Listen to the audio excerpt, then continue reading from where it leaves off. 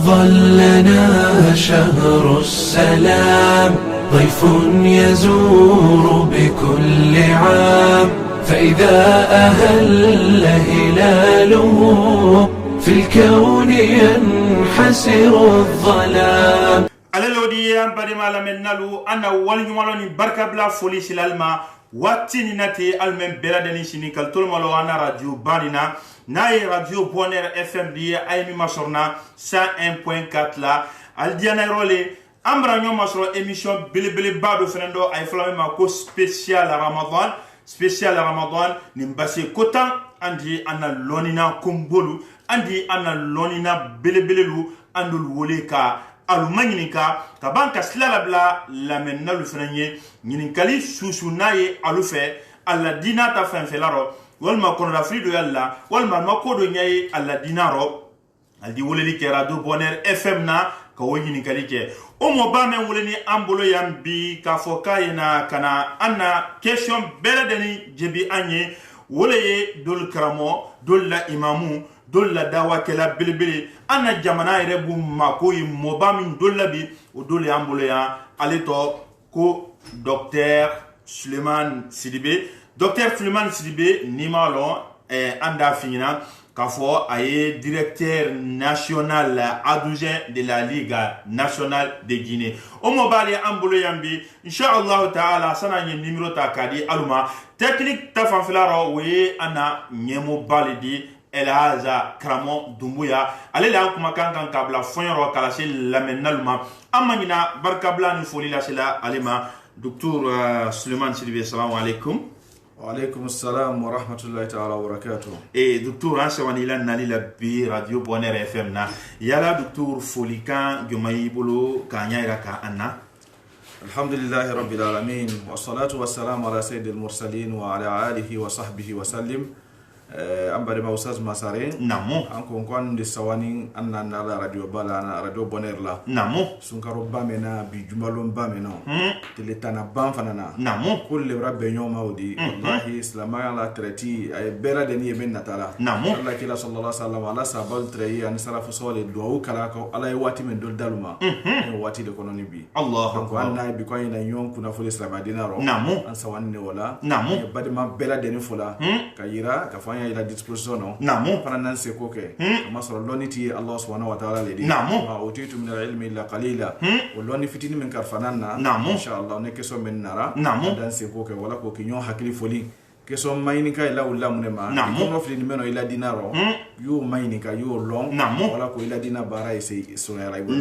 hadafu yo woledi keso te la ulla keso ma bili fana te la ulla jebili bansama me andani bato kamema wodi se robo yara yamma ko sa nyake akeyama ko sa la idien kam nana wo de baraka al fana wo se donne la su anitele adien ka baraka do ala mawlika amin Allah aslamal bela de nifo bi jumarum ba men aslama ya folila fol bela de ni assalamu alaikum wa rahmatullahi ta'ala wa barakatuh. Wa alaikum assalam wa rahmatullahi wa barakatuh. Ambari malamennalu min tolo maloni radio Bonheur FM na altolo ye ana moba ala foli kan lawdi na ye docteur Suleiman Sidibé de wole na to question jibila anyabi numéro saba anya fe ko le di aluma kolbla al shawro momo ni ya fe ka an wole radio belebele nina ye numéro saba ndora kelen wole ni ka o saba ndora kelen wole insha Allah ta'ala ni kali wal makono rafli men baki fe ido ke kunyuma anna moba alina ojibi inye numéro folo anye mindila aluma wole orange alise ka wole like 623 62 62 63 623 62 62 63 wele matame idan wole shell konfenna wole 655 55 10 55 655 55 10 55 walma 669 88 46 46 allo salam alaikum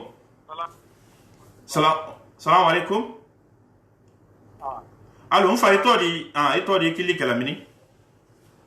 allo oui allo ile todi ekili kala kitomi Bonheur FM ne kan na Bonheur FM ne kan itodi ekili kala mini imam ni senen mba nyini kali joma ife ala na sansere ala here kanye amin Allah ala chama ya teme amin Allah ne question kelen pe len fɛ silama dɔ ye a ye sun ma naamu kan ka mɔ kun yala sa o sun a ye sun ma k'a bɛ sun ma n'a ye kun kan a bɛ fana fa ye kan k'a sun naamu wala kiti ye di n bɛ taa la sala kan toloma lɔ fɛn na awa i toloma lɔ ala sa i toloma lɔ an na mɔ ba la docteur Suleiman Sidibe salamu alaikum nin ye an fakɛ la weleli le di a ko ɲininkali min y'ale fɛ kɔnɔdafiliba don ale ɲa ye a balima dɔ la silama le y'a di a don fana ye sun na mais a ye sun nin fana don a y'a kan ka mɔli tɔɲɔ docteur i bɛ se ladilikan jumɛn dila ma a y'a mabɔ tɔɲɔ la est ce que ala mɔ tɔɲɔ min o don fana bɛ kɛ sababu di a ye sun min don a la sun ye tiɲɛ alhamdulillahi rabbil alamin ala man bɛnna saba ma amin allah ala man dɛmɛna ala ma dina faamuya dira ma amin allah an ye min yira bade silamalu bɛɛ lajɛlen na min ka question di min toloma lɔnna la naamu an yɛrɛ lɔn ka na dina telen dina le naamu Allah subhanahu wa ta'ala yɛrɛ fana matɔni wele la n'a fɔra ka sun don naam a fɔ ni k'a fɔ an y'an yɛrɛ kumadenya ka bɔ dumuni ma ani mini ma olu le fɔ ni ka latɛ mais o kɔrɔ ko koron susu ko kuntan susu ko haramuyani susu i ma taa olu bɛɛ la sunkaro ye waladalasi le di sundonna silama bolo k'a fɔ an y'an yɛrɛ makara yan n'an tun kɛra joju min kɛra sunkaro ɲɛ sunkaro bara se an ye wolo la lɔ mais hali sunkaro baba mutu a kɔ an ye se continuer la ko bɛrɛbɛrɛ wolo tɔɲɔni silamɛya dina mɛn nɔ alama diyama de Allah subhanahu wa ta'ala ko hadisa kurisi kɔnɔ ko a bara haramuya tɔɲɔni haramuya ale yɛrɛ ma ko fana bara ban ka kɛ haramuya fɛn di an gansan wo tɛ donc ka mɔ tɔɲɔ ele adamaden tɔɲɔna e ka lɔn ni ka jurumu ko kɛ Allah subhanahu wa ta'ala la a ko ale de se jafara ta rɔ mais wato mɔ min tɔɲɔna o de n'o ma diɲɛ ala ko ale tɛ se o place ta la donc hali alikɛmalo sini ni ka ye mɔɔ dɔ la fɔtɔ mɔɔ min na ko mɔɔ bolokolon k'a fɔ aw fa karisa k'a bolokolon ni fɛn t'a bolo o le mɔɔ tɔɲɔni kɛlɛba olu de rasul sallallahu alaihi wasallam a k'ala sahaba dɔ ma ɲini a fɔla sahaba ɲɔgɔn don dɔrɔn atadruna mal muflis ko yala sa a ye ka mɔɔ bolokolon lɔ sahaba lu kɔnɔna filila question o rasul la question rɔ bolokolon a bɛra ka rasul o ma se ma ɲininkali rɔ balo tɛ mɔɔ min bolo se t'a bolo fɛn fɛn t'a bolo o de tɔ ko bolokolon rasul ko k'o tɛ bolokolon di duniya bolokolon o tɛ bolokolon di alu ka lɔ bolokolon ye mɔɔ min di alikɛ malo sini mɔɔ min natɔ ala seli dafani ala sun dafani ja dafani heji dafani a n'ala bara i baw bɛɛ lɔni tɔtɔ mɔɔ dɔ di na ka na i lɔ n ti ala fa karisa mɛ na bɔra ma kan gosi ma fosi kala dɔ di na fana fa karisa n ti ala fa karisa mɛ kana wari minana a binan ka kana duum nana a binan ka kana ko ɲaami parce que fanka y'a la ka sa kɛta ka kan tɔɲɔ ala da fɔ ko a y'o bɔ a la baara a y'o bɔ a la baara rɔ mɔli yi pilɛ ya ma ala baara ye tala ten ala baara ɲuman bɛɛ b'a ban o bɛɛ rɔ mɔli yi nana ka ni makasi ala da fɔ o la jurumu a y'o ta k'o la ta kan ala ba i da ta k'ala fili jahanama kɔnɔ sunko ka mɔ dafa ye sun ka mɔ nafa ye hali k'i si mun bɛ ban sun don na mais ne tɔɲɔni kɛ o y'i jɔyɔrɔ i ye mɔgɔw sanse i kɔni i di sun don fewu ala da bara i sɛbɛ de mais alikɛ malo sinna tɛ n'i nafa la ko la donc an de bɛ yira badema la k'a fɔ ko tɔɲɔni ye fɛn juba le di an kan ka mɛn mata la surtout ele ye sun de rɔ ele ye sun de rɔ i ye kɛlɛ ko ala le jafa i ma mais ele ye mɔli tɔɲɔna ele fɔ ko ala ye jafa i ma donc o fila tɛ se wala kelen di ka saba bɛn mala mɔgɔ kan amin allah an de bɛ yira badema la naamu ko barka an balima dɔ fana ye na o ye alo wa alaikum salam wa rahmatullah n fa ye tɔgɔ de ye kili kalami naamu silakɛ ɲininkali jumɛn i fɛ imam na ɲininkali de mɔgɔ min ye jɔlɔ min na sunkaro ka na ko sunkaro daminɛli basiriji de naamu o fanjoli lo mɔgɔ min bɛna jɔlɔ min na basiriji o b'a ko misi da silama b'a jɔlɔ min 40 jours i b'a sali i b'a fosi kɛ la sali tɛmɛna i ka sun tɛmɛna o la k'a ye i la question na se ba n ko mɔgɔ min ye jɔlɔ min na naamu o bɛ ko silama b'a jɔlɔ min 40 jours i b'a sali i ka sali tɛmɛna naamu min dɔ jɔlɔ min ni semaine na bɛ ni sunkaro in na ala sun ye di awa i di tolo mɔlɔ docteur la docteur an balimakɛ silakɛ ka bɔ lanbayi a ye ɲininkali cɛla a ko yala ale y'a mɛnna karamɔgɔ la ni ka dɔlɔ min tile 40 k'i la sali ma min na a ko ale ko ten k'a y'o mɛnna ni mɔgɔ min ka dɔlɔ min sani sunkaro dontɔ lɔkun kelen ka dɔlɔ min est ce que k'o t'i la sun o di se ka min na ala ma bena sabama amin abare ma ci la ci comptabilité me ga kala finga jate messi parce que ne sun damnara ele ka dolo me jumbalo sun garo tele mo an kono do tele bisa ba hana fara tele bina ne la sun damnara o korole sun garo mu ma ko tole e ba do su kala temna allah anda fo fo dolo e fene di me haram ya islam mai mata dolo la afone ko ummul khaba'is finju ber ayna le dolo di parce que ni bana dolo mina côté bu di men kaw idi ko ju bera de ke idi haram ya ko bera de ke wala ko so allah subhanahu wa ta'ala ka afako regisu amali shaytan dolo e ko so le di nole ka bosse kala baro ayam matala donc islam makan ko ka jodi andi be ira bade islam allah sahani ka fo ni ka dolo min dolo yala wati mena ba to fe kala tena mnala mais na bore yala ko fe ko sera ko ila bato disemna la allah akbar binan ko amma o dalu jonjo no afako no sabatini fonna ko la taqrabu salata wa antum sukara al mankan ki mado sella ka so ay mini wati na suleni wati mena parce que dolo mena ye sujudu ka ke roko ne suratu fatiha karana ya ne ba ita siri kalama ito fo nya ata dogora di khamr o fene diki hakli datun dola e mo hakli datuna donc hakli don baba datuna atanya bola ko adi se sel yiti yakul kala sel ro adi se kul mal fola era adi sala nenna to sel ro donc adi me yira bade mala yira dolo ere bu haramyani ne samay matala bu supera denima men kafsa wole odi donc dala nita dala bara bera den natie so ile misa watilo ibato dolo isulen bolo makasa raka kuna buya jondi parce que dol da fo se ka fa ilo nyakala la bara nyin ko se ba ki anya yama iki anta katima allah subhanahu wa ta'ala o dal o fingate ni ala wote ka fo ila banto wati mena olete donc wani isla ala yen ya mata ba rasul ko barka doctora al bisam bari mala menalo numéro 7 wole al sawro al lycée ka wole like kallan ni kalidi allo assalamu alaikum wa alaikum salam tana se en fa ito di killi kalamini pronto ko ismail parola bay in kali juma ife وعليكم السلام ورحمة الله وبركاته. Comme c'est la plaque bon, son goro na plaque ça faut les bana. Est-ce que c'est que ça pour les comme c'est quoi na moto là. Et dit na plaque et ça pour les bana. Au moins 2 heures ba to yan o be ina e di mu fana na plaque ya la ba. Ko bol so kala ba. Amila kumanya ila question na si. Ila question na si. Allo hana mbari ma ke ora fu nyonko tumaro ali se ka woleli ke ka koshi ka nyini kalidi ambari ma bari anko allo oui salam alaikum ito de killi kalami to le umar shiko tabani na mo umar nyini kali juma ife salam alaikum wa alaikum salam wa rahmatullah ala yini kali flani trani mo ni share nam kelen fo wa bon quel est les dossiers nam nani kala sulo kadi ni o be ka sulo be kadi ni sulo ko ne o di ko ti sumala nam idi tolo malo docteur la docteur et ambari make wo yin kali kala ka ben li dossier ta fa felama et ako anyana yala le dossier re bu folo islam ya kamune foka on ni mo ki toi sunno fenen ka je fenen yala amun kali la sunna alhamdulillah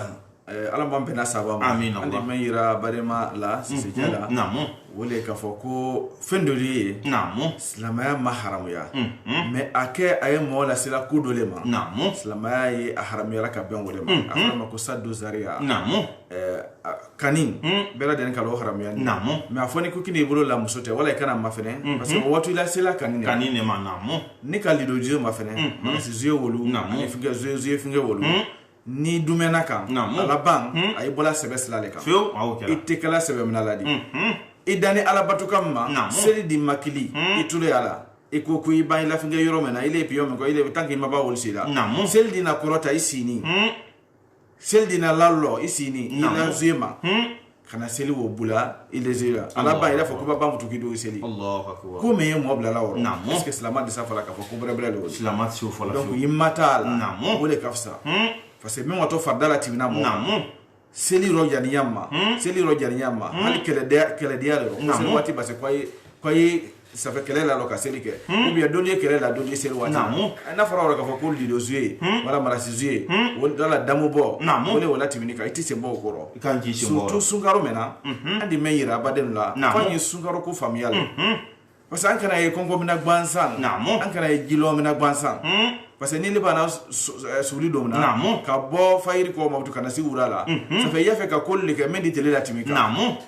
yafe ka koli kɛ min di sunna tɛmɛ kan mais wuli ka bɛrɛbɛrɛ di wuli ka bɛrɛbɛrɛ di bane k'ale di dossier de fɔ mais dɔnni ye wali wa film bila la télévision la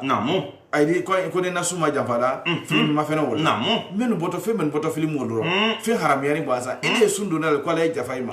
kubra tieni men ke sungaro ye mais sungaro ye bula ile to ile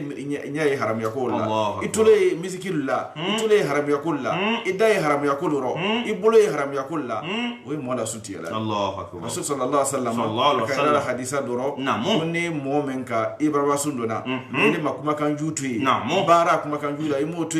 wala makote ila sumanto wala ila jiroto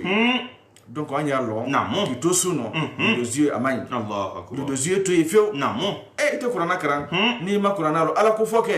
isi ala ko foke astaghfirullah wa atubu ilay allahumma salli wa sallim ala sayyidina muhammad subhanallah walhamdulillah wa la ilaha illallah allahu akbar karan gote woldo c'est pas qur'ana ko fodole ne makran mais il dit ce qur'ana kam la wajibil kanu il dit so la ana wati mente ko be rasona ila téléphone kono ila téléphone kono mémoire kono karam kanu ido wala me wolu to naka boy ma bade sama sungaro ye tele jelle tele mon kondo wala tele bisawa abrabang seru ani men ka sungaro do ina wol dol yemi asiam brasa dol brasa dol lan labtani jangaro ko wol ka muneke alala ele men kene mayi ele ka munedi arama donc yiroja sungaro koro yake kulla men din nafa kana lido buzuye ke kana marasizuye ke kana film ma feneke wol be la sunna ibrahim nasilali idi dimisa men rosini kambe sabama ala mawle amin allah ko barka docteur encore fo numéro saba anyolo blala al sawro 623 62 62 63 655 55 10 55 ambalema do ilinawi allo salam alaykum wa alaykum assalam wa rahmatullahi wa barakatuh bana tise de petit mambo namo aydi yani kalimun namo iba woro la iba Kita musuh tidak bisa mengurus apa bola. Ini saya kamu ke? Ikan apa? Itu bila surah. Bon, Ikan apa? Amila question nya e ka kuma nyuma la téléphone ma boy dala nyuma la yikuma obe ma bo radio la. Aha. Namo.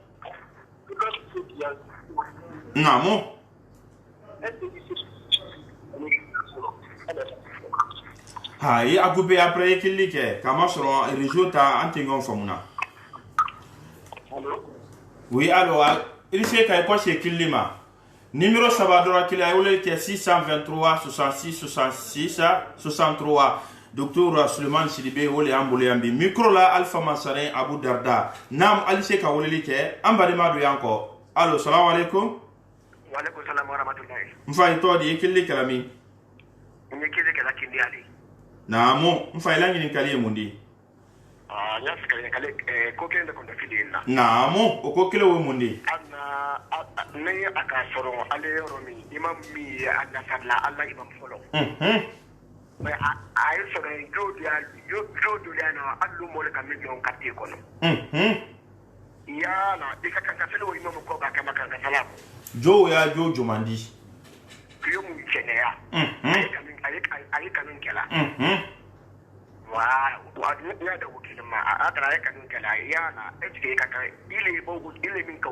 aso wala ka kan salam ka salam. Ili tolo mala docteur la ali okuna fundi ma. Docteur ambare matia ngini kali kala ka bokindia. Ko yala imamu min blani jamaa kai mo la sali. Bon, ale bara jodo ye wala vraiment jo mi mai masala ida fo ko ay gene yakela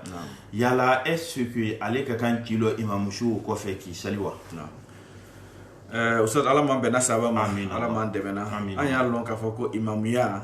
ay fonctionner di Allah subhanahu wa ta'ala ka bunye di mema Allah subhanahu wa ta'ala ka buliya di mema beti kala imam di hali be karan bake mais imam critère menu ya choisi ko la sala ka wulu ira ne moral la ko manta jamana men kan o critère be te respecter la dol dita bolo sudol makal ka imam di te imam ya o korole mo wi jalay masili ro yamma kibli ko iba men ka yoke i jul fana ke walil fana mo kan ka ketini andi men fok mala sunna bolo mo sa radio le comme bade maka ira yamma ni kisela ko fe il faut il la sella de ka fo wi seli imam yene akala ko fe de futala mais ini men fana ben ini men kaka kama so dinu nasiha ale yusu ka ele bralo ikan ka wa imam yi wala yi wala moye men di wa alali ka fo imam ile an yafe ele le anni allah subhanahu wa ta'ala ele le laka anna kutuba kandi kana likolma juma ete mi tise bena allah la li buroma ido fa ni le tise ila fa moye ne wol kon ma ben ne wol barakara imam matuyi ne imam barakara mi sin barakara to fe men jo sanuma katmaleka idi se wol sellay allah akbar ni ki sela ko fa anta ko la selti ni me ala imam ya manoni se ka be jo le odi men tise bena ka ko imam ye kala ko allah akbar kubarka inike alama ala kisra ambade malamen nalu alni radio Bonheur FM ni ngombolo ay mi masona 101.4 la micro la alpha mansare ay folo mabu darda anabi invité bilibili woy jondi woli docteur Suleiman Sidibedi naye directeur national adjoint de la Ligue nationale o mo bala amboli ambi ali seka woli like ambade madu yanko wati date allo wa alaikum assalam wa rahmatullah mfa to de kili kalami ndoli mo duru jallo ni wandra ila ni kalimu ndi nya ve kan ngam de kay mustade na ni ye sa hotel ya ni ba sa hotel la kwa na fila mi ko pe ni ka na fila o pe ni se tawa na fila o ke super opportunity ni ka na fila ke modo ya pala kuni ya mulen kila ku mode na fila sella sa uteri ko ya nya be kan ngal le ko ni ka na fila uteri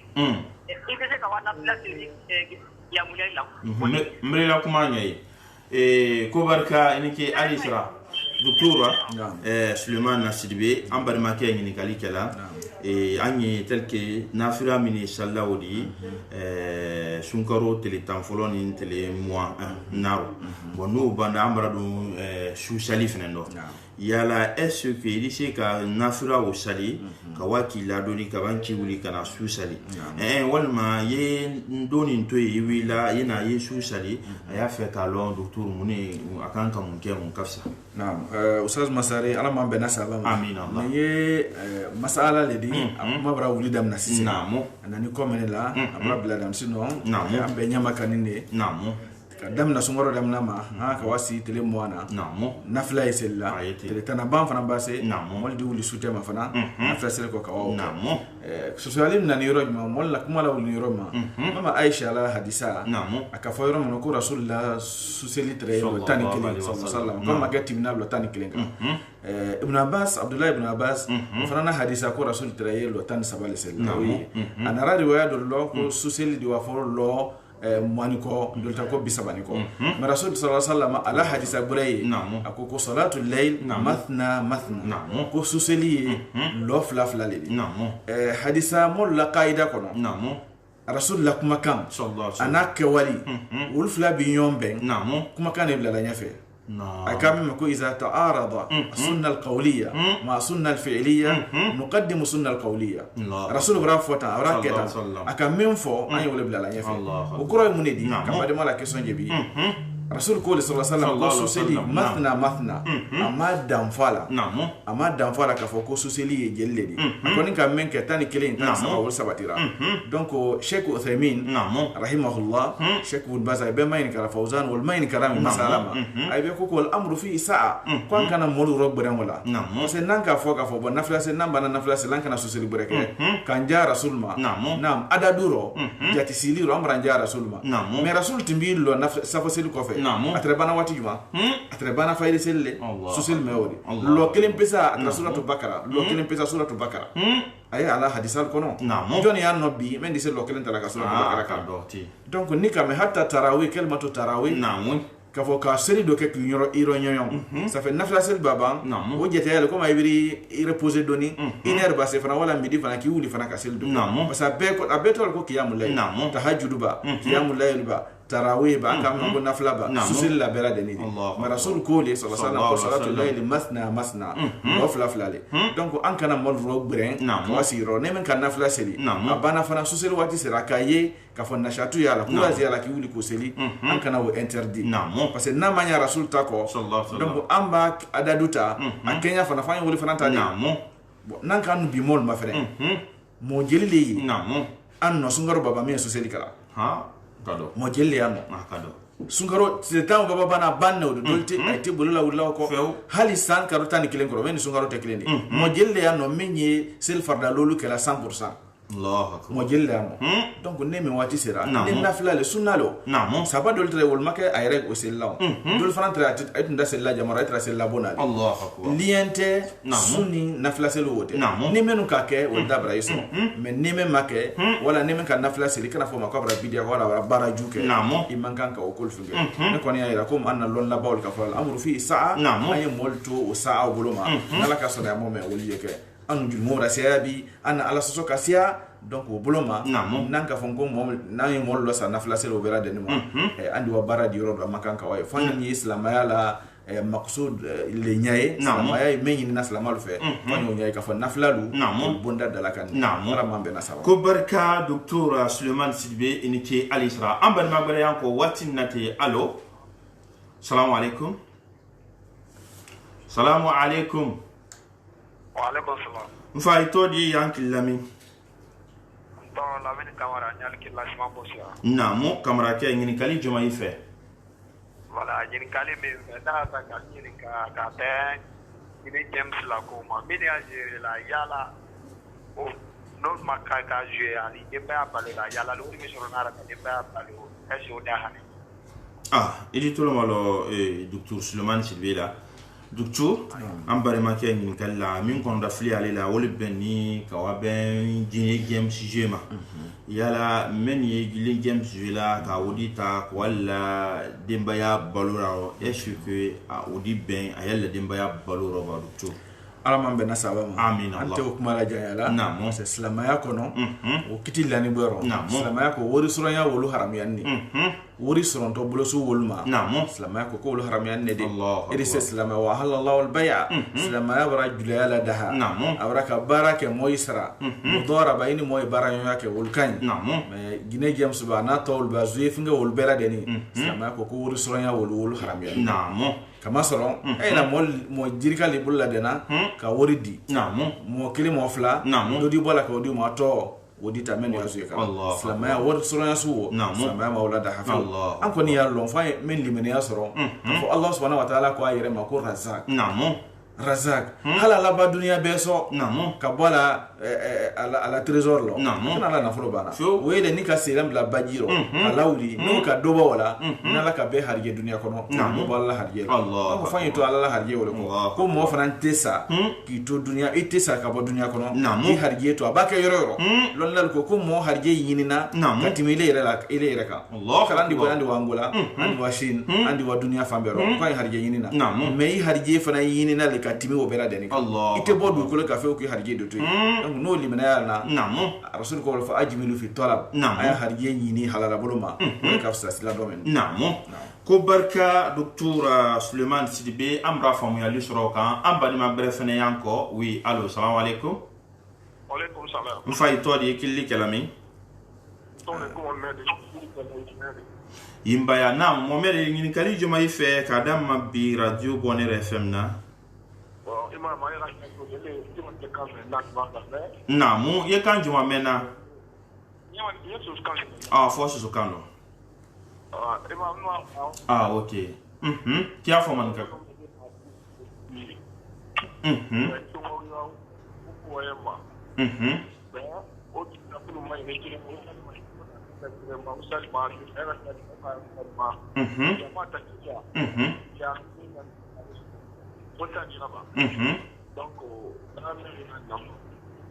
Ok, merci beaucoup. Dit tout le monde, docteur Suleiman Nalina Djibilima. Docteur Suleiman, on va dire qu'il y a une qualité là, allez, manka kan fok belema madonina. Ako anye ko ini mo menye aye salero kele ale sundo na liro kele la ko bekela ile no fla alte kumala ko konda fli ali la ko shebe docteur dise kamuni nyara kaola ala man bena saba ma madina famia de kuma bali aslamal wote te ko brebere di salama ya kan gbe ka bo mali no na gbe anye hasidi ya ko ko dina kele ko woldi ni kama fene daiman salama ya no suna ko men ma andi dia nyoye ko men lo ma ya rasul sallallahu alaihi wasallam ka sabalu yen ko ya la santé ko do falu yen nalo ko ke ay di dia nyoye sabal ko ye munidi ko alla na la kila le ka wolo ye munidi rasul ko sallallahu alaihi wasallam ko fu la jense nyongote wala ko dia nyoye rasul bana fana ka no su ko kado ke nyoye kado misenin ko di nyoma parce que mon ba fendima inni edisi wota afana ni di dia yen c'est fem boy kun ka di ko dendi mena nan ne ka fo nyona gbe yen kuma balia wolu ay wolti e alu yesel le kala alu bayila dina ka ko ki yon fe mais de mala yon fe o te to masel berbedi na itoro ma ne saya na raido so o mandalla donc andi men fo bade ma ay fere bela de ne ke ay kele o bang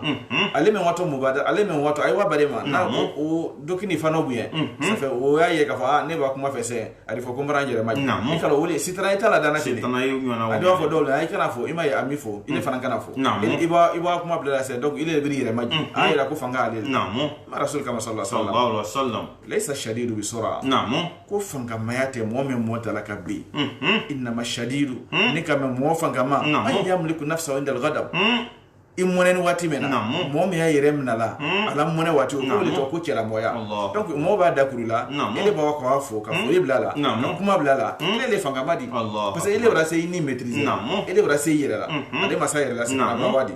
donc anya lon ay frère bera de nike ay kuma blawla ay lon ka fo ko dino teme wati kunguruni ne donc ayo to men kala nyon fe ay ka dia ni sawaro woni ka fsa idi heresi amana si nyoma islam ya fana yere bukasi ni wole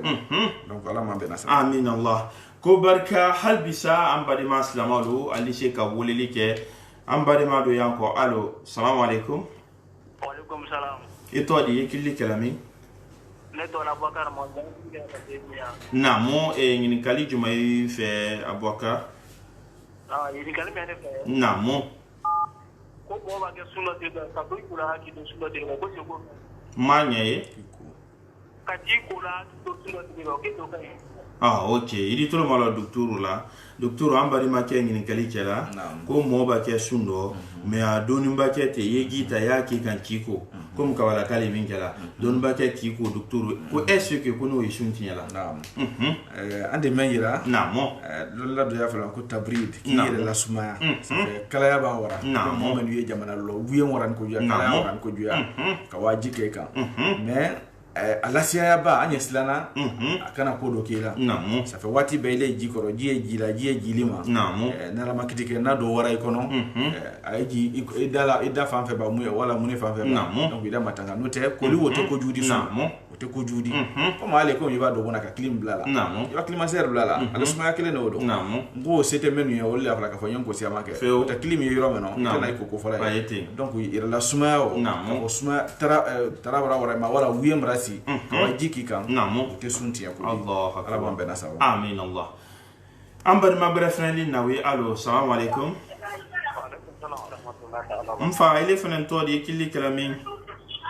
bako de jabi la kai sima botia namu jabi ke ngini kali juma ife ka bo shima boshia mre la invité vous namu yo bonel kanda jama be malo ni ay lo ko be bela do nimbi namu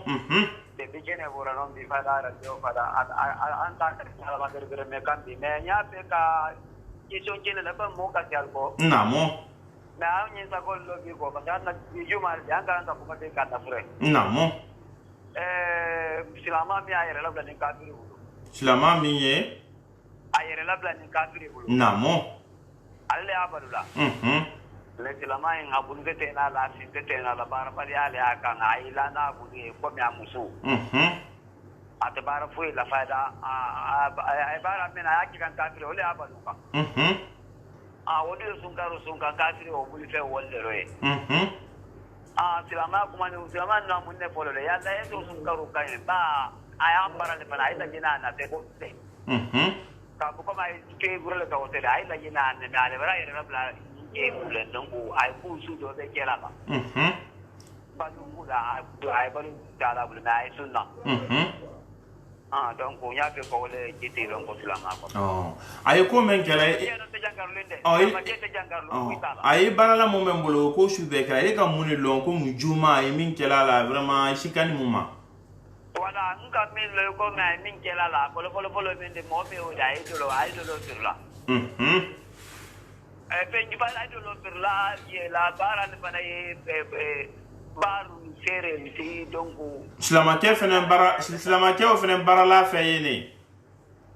islamake o ya bu de même islamake o ko ne do sur la de me o ko ne abu yene ok ko bar ya do sur la de ko na ko ne abu yene ko barka ili tolo malo docteur la ama yu bane kafir ke o bananga kafir ke o fena balo la ambranye ala ko be o la wa alaykum salam ko barka docteur e ambar make ngi ngali kala e ale bra yi vraiment islama ale kafir le bolo wala balola wala la ko bekela ale don shenteni te abulu tente ka fadi she bola ka wantani ni amako shitola mais ale tonu bolo inte wolo na balo na la ko bela denna usaj kili she ka lalikan jumandi islama ke o walma o to inte wole kafsawa ala man bena saba amina ale meira badema la kala ke so meten namo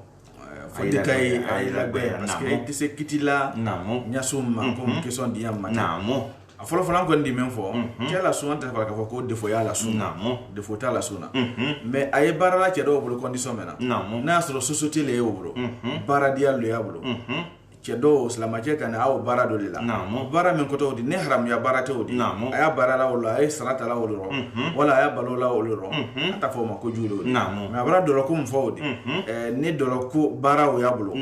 islama ke o bara li kala ou bien ay bara dia gure ire tale ke bla sini do ko wala ma ele do ni kala la ori be bara wala etisi sila o mo ka fo yo barake islama ya fanan islama ya nan ne ko islama lu ye bara islama makanka ke islama ya te dinadi ne fotina diadi rasul sallallahu alaihi wasallam akala sabadu la wulle akaye me ko we fi sablay kala bone kala fen fere ko ay wa waro ay walote ay na umayra sokono ikala teti mola sa fe ka fo mitete mulu mraban kara na mabara soro to ye wa walo e ko ntisa fala ka fo fana to ete soro ni kene may ko ye wa donc hali la bara banda wala san yi si mo koro min teslamadi sala ba munedi ni le wole koro mo sulma elete bara burasila ba le lo ni la ko bela de ni ele islama ya wata ya soro na wolodi sel wati base ba bela la bara do ba bela ko wata fala ko yole ke donc anyana ti siro wolo la kila dina bara sike donc imata wala wala kafsa mata ba sa kito bulo ma joti bulo al kamalo sini alam takun abdullahi wasa ala du kulo wala ni wolo ma yoro kasia donc mena le bra o teklendi ni ka lo yoro wolo nte ti sa dina kala yoro ma kini si wo kuma jiro kini si wo do ya masoro ala ma bena sa ko barka docteur ni ke ala malaki sara ambali magbere fena linna anko allo assalamu alaikum wa alaikum salam wa rahmatullah fa itodi killi kalami abakar kita ta wala ba nam kita ke ila ni kalimundi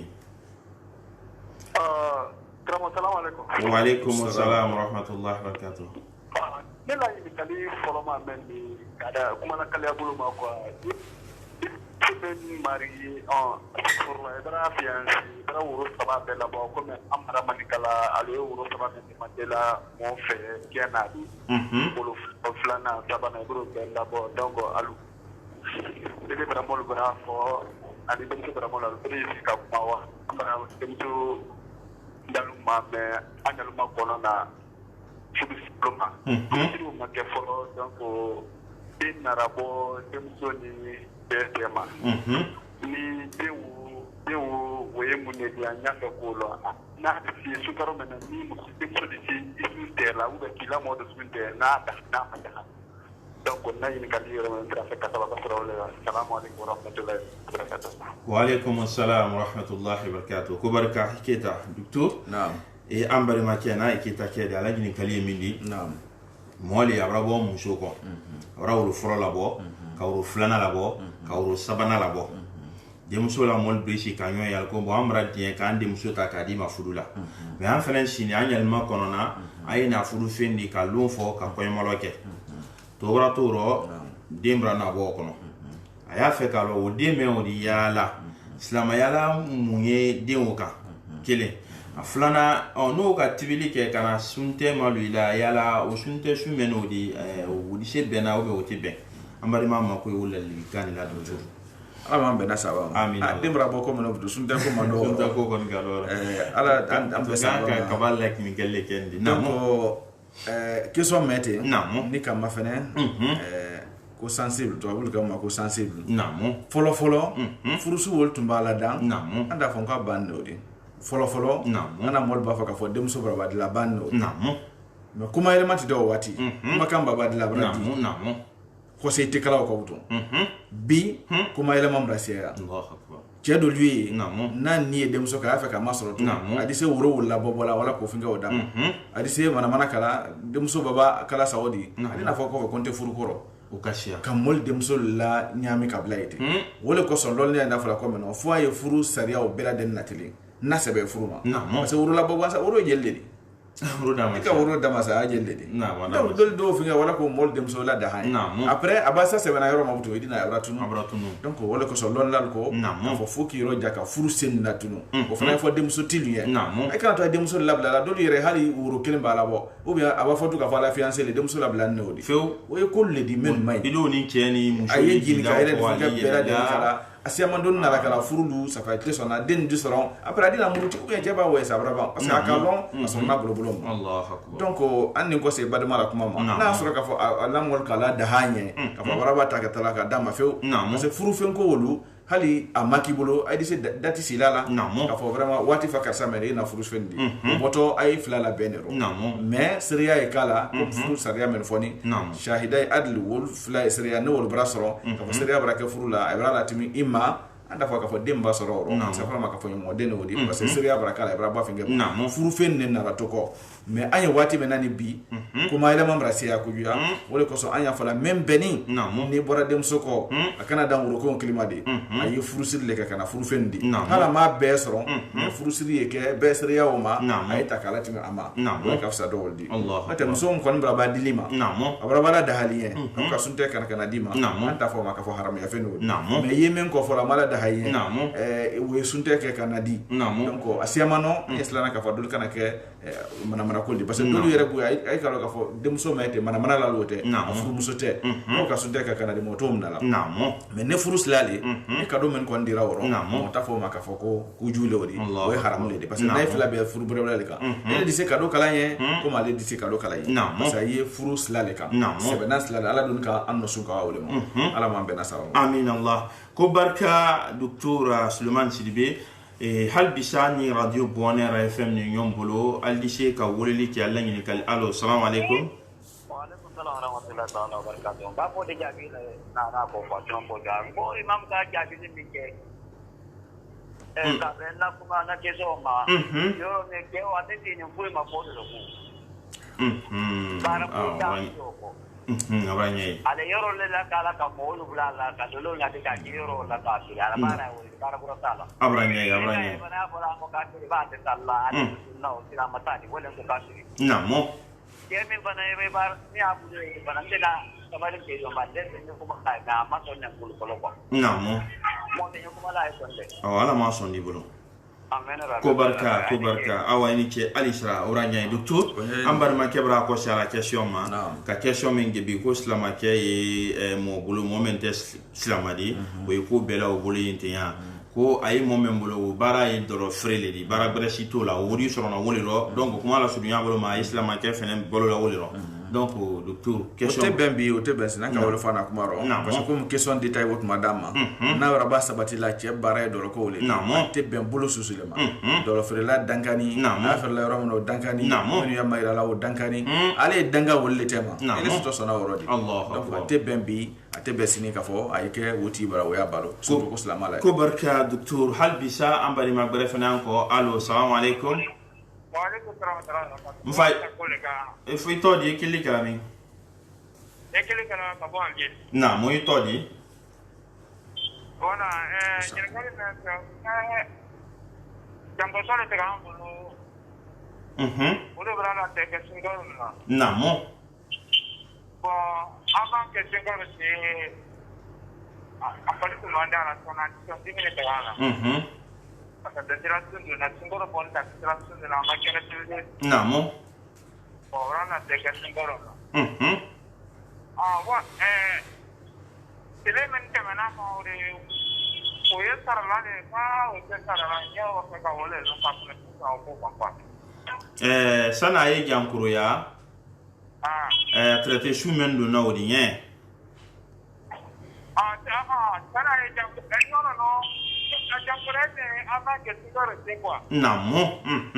sunkaro nara don ka sunkaro nara don ka jankuru tole to très bien abratoro favra na la tebra na masronye namo donc il a qu'on a fait mentam tele mintamina ko di problème te di tout le monde awa di tout le monde docteur Suleiman Sidibé la adi kuna fulinta kadi maro docteur ambari matche ni kalila e jankuru tole te ya sunkaro nara ka sura jankuru toy e abrato sunkaro tema sayabra na soro yala wati min taminori ka jankuru toto yala ushumenori akomo wuli osrala liba walma oku kakanka to intini ala man bena saba ma amin Allah taala tabato ala malahina la amin Allah andi men yira woro ka fo Allah subhanahu wa ta'ala kalifu Allah nafsan illa wusaha mo farasala ko la tisemena na soron ka fo jankaro men trala parce que jankaro e soufla le di sunka kanka te men wala mude di suma meno na soron jankaro le do trot mara fa ko roman ila jankaro mete ini men wato ila di ono te kala le ni metena sila sundu na few donc sungaro brase ka soro boloma wote le jate wolu ay di misikina kelna dum no tele jatoro mais nanani jangaru nan blala la dotro mo fo wolu yitara ka fa di basi bo jangaro meno donc tora obuloma ne sumbra abrasa obuloma sumbra mala makene yakbre ko mo tisa fala ko jula ala c'est faut tane soron jangaro tobolo sungaro baraban abra kenya ay sunjuru wol sara na toni li hadiya woro fo abrana sayake mo tisa fala ka fo ajuli ala na ko mo le kan ka fa isra ka bama basite Allah subhanahu wa ta'ala bara sunjuru ka mo la natan soron ni idoni ifana ikenera imisa kasara o bien de trop bara fo ka fo imakan ka sumendo ini sunko tse benafo funga sumane kala ile mawle ka misikina la dum donc wole kala mai ka wole barake andi meira badmala lo da rama bena saba amin Allah alalodi ambadima la menalu almentul moloni radio bonheur fm na aldiana radio le numéro saba anyole blala al sawro yando na ya fe ka kiliki ali kiliki numéro la ambadima do yanko allo salam alaikum wa alaikum salam mfay to di kiliki la mi ñin kali jomay fe karamo ñin kali be namo oui pour le coup mene di quoi sugoro mena ya fe ka ben baba ni banan tafu salla namo ambana tafu salla sunya ni ke nakula me dia dulia de salla si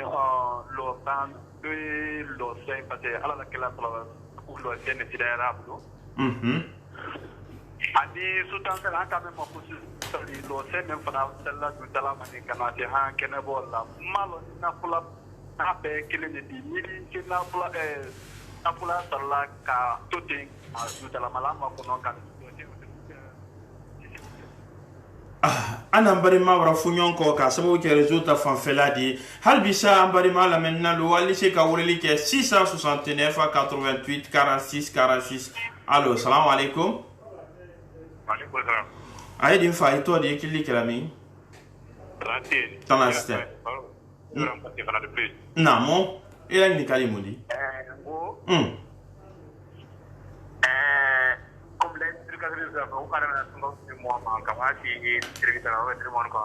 namo bon c'est une million d'habitants est-ce que il voulait que nous et tout le monde il dit que moi c'est comme ça là car alors là dans le salon dans le télé cadeau qui est tranquille il faut que son gros téléphone téléphone qu'on dit ça va jana na ana kala tema il est pas na watu programme namo ok abra famu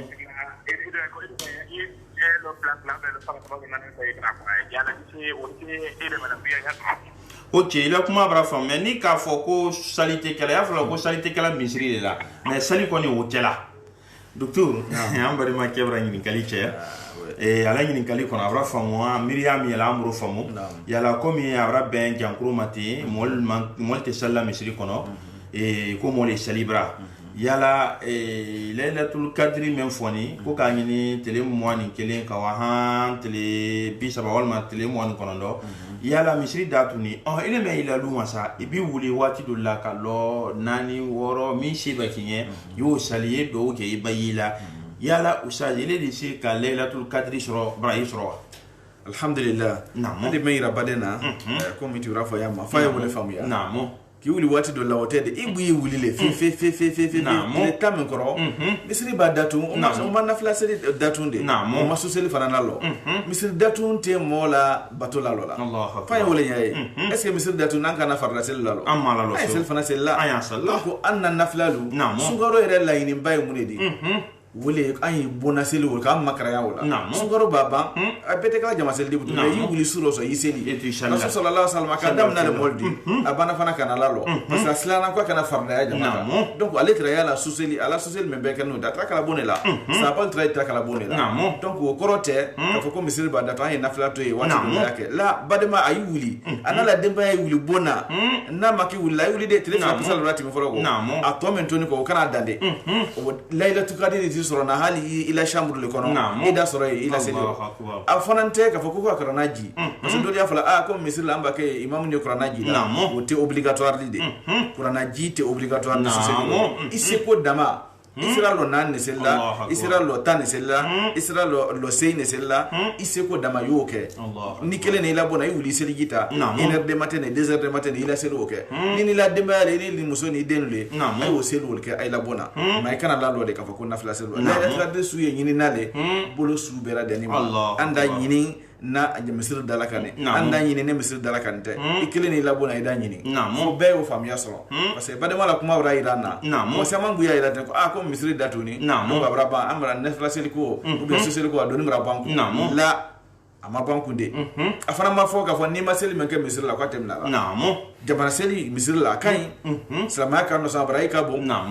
mais nafla seli men yara recommander no woro yake bona ele kile yake bona ele recommander nafla seli ko farda seli ro jani brebere ke misir la mais nafla lu ayo ke bona parce que la wuli ni hal sungaro baba ay ana baraka wudana allah akbar ko barka docteur Suleiman Sidibe ambani ma brefne yanko allo wa alaykum assalam wa rahmatullahi wa barakatuh ama nyonye ko nafla me sala dutala ma ya lo teme sala ma sudan tali naam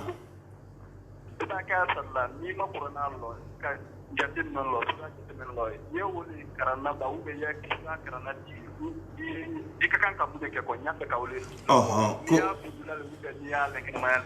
ko barka wa alaykum salam docteur e ambal ma ke ko kabra famu ya li soroka mais mi lo mi sala suroni yala ikani la bola roba wal ma ikani majila ora lo ja kurana beti karana mimba shone i bidishe min karana yu malaikan ko le kara o karan wati o ikani la bola ba o be ikani majila afe ka wolo anda foforo la to karan koma mon fonne faqra wa ma tayassara min alquran suratu fatiha baba karana ala ba min sone ayen usaz masari ala fokule la qur'ana mume suratu fatiha kulu wallahu ahad ele la qur'ana loni mume le kulu wallahu ahad yo ke lo tamo bedi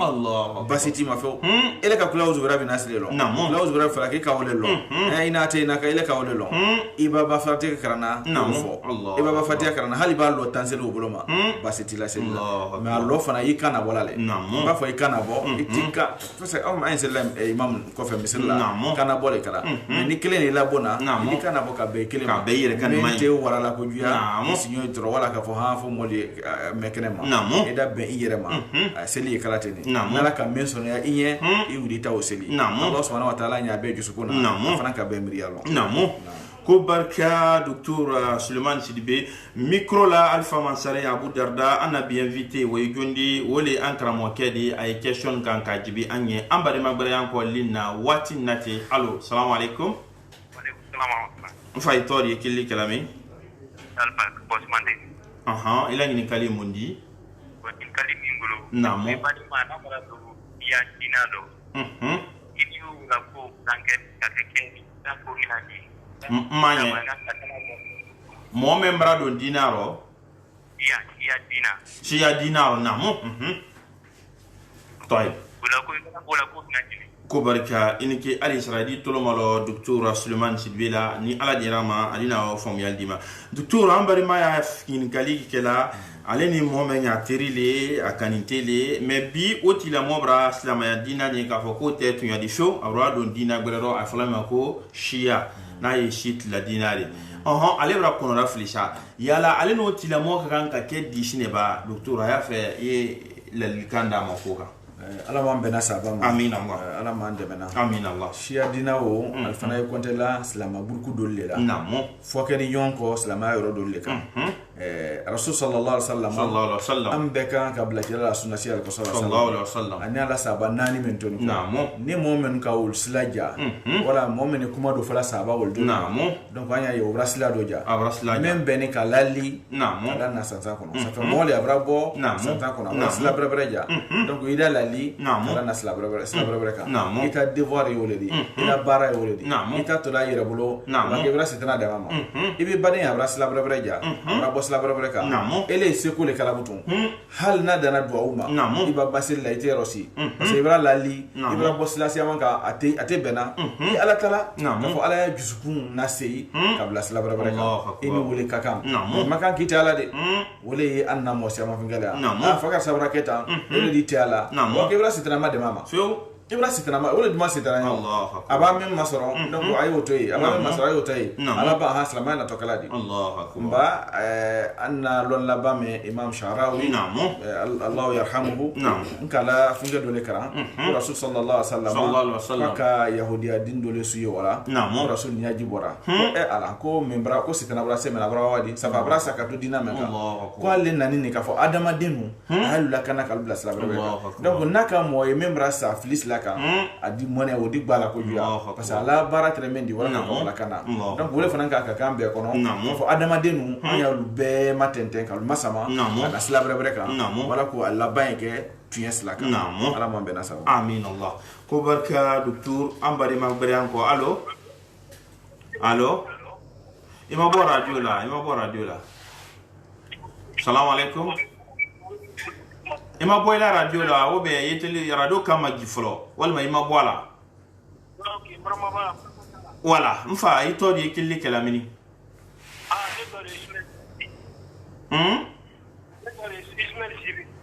aha aya yin kali juma ibolo nyebe ka jini kali meno ni alo sultan zati na meka namo ni ka sultan zati na ese ka per la du ici salla ko dan ni student me ana yin ba ha tu do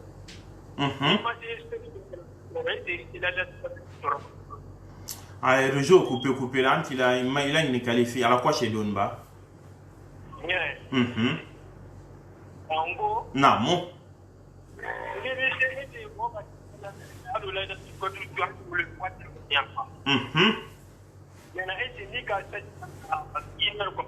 namo